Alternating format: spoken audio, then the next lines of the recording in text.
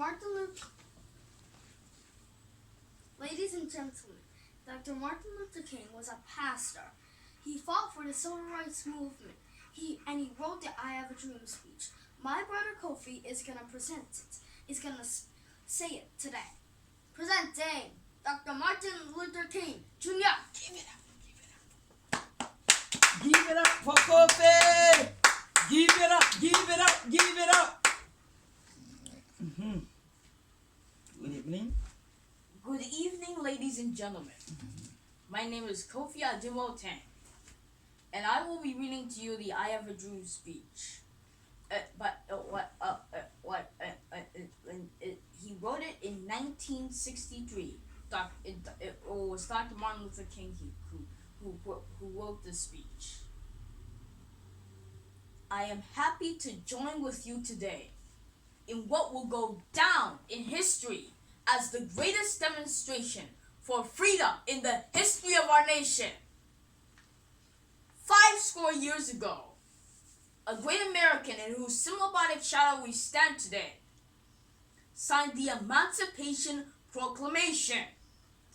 This momentous decree became as a great beacon light as hope to Negro slaves who have been seared in the flames of withering injustice.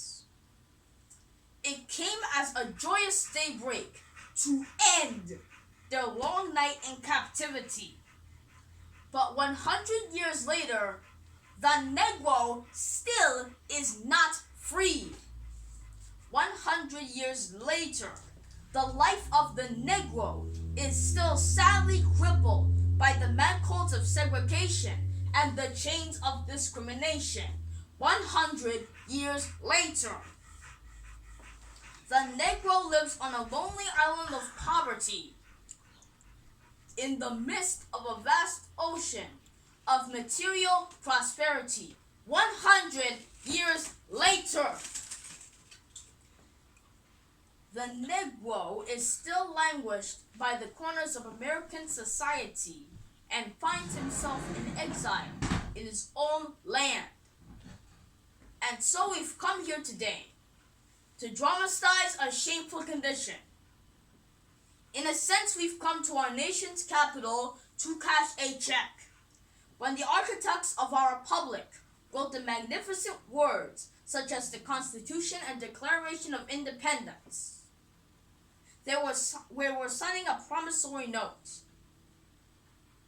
to which every American was to fall heir. This note was a promise that all men, yes, black men as well as white men, would be guaranteed with the unalienable rights of life and the pursuit of happiness. It is obvious today that America has defaulted on this promissory note insofar that our citizens of color are concerned. Instead of honoring this sacred obligation, America has given the Negro people a bad check, a check that has come back marked insufficient funds. But we refuse to believe that the Bank of Justice is bankrupt. We refuse to believe that there are insufficient funds, as some people say, in the great vaults of opportunity in this nation. And so we've come to cash this check. A check that will give us upon demand the riches of freedom and the security of justice. We have also come to his hallowed spot to remind America of the fierce urgency of now. This is no time to engage in the luxury of cooling off or drinking the dazzling drug of gradualism. Now is the time to make real the promises of democracy. Now is the time to rise from the dark and desolate valley of segregation into the sunlight path of racial justice. Now is the time to lift up our nation from the quicksands of racial injustice to the solid rock of brotherhood. Now is the time to make justice for a reality of all of God's children. It would be fatal for this nation to overlook the urgency of the moment. This sweltering summer of the Negro's limited discount will not pass until there is an igniting autumn of freedom and equality. 1963 is not an end, but a beginning. And those who hope the Negro needed to blow off steam and will now be content will have a rude awakening if the nation returns to business as usual. There will be neither rest nor tranquility in America until the Negro is granted his citizenship rights. The whirlwinds of revolt will continue to shake down the foundations of our nation until the bright day of justice emerges. Now, but there is something I must say to my people who stand on the warm threshold which leads to the palace of justice. In the process of gaining our rightful place, let us not be guilty of wrongful deeds. Let us not seek to satisfy our thirst for freedom by drinking a cup of bitterness and hatred. We must forever conduct our struggle on the high plane which leads to dignity and discipline. We must not allow our creative protest to degenerate into physical violence. Again and again, we must rise to the majestic heights of being physical force with soul force. The marvelous new humanity which has engulfed the Negro community must not lead us to a distrust of white people. For many of our white brothers, as evinced our presence here today, have come to realize that their destiny is tied up to our destiny. And they have come to realize that their freedom is inextricably bound to our freedom. We cannot walk alone. And as we walk, we must take the pledge that we should always march ahead. We cannot turn back. There are those who are asking the default of civil rights. When will you be satisfied? You can never be satisfied.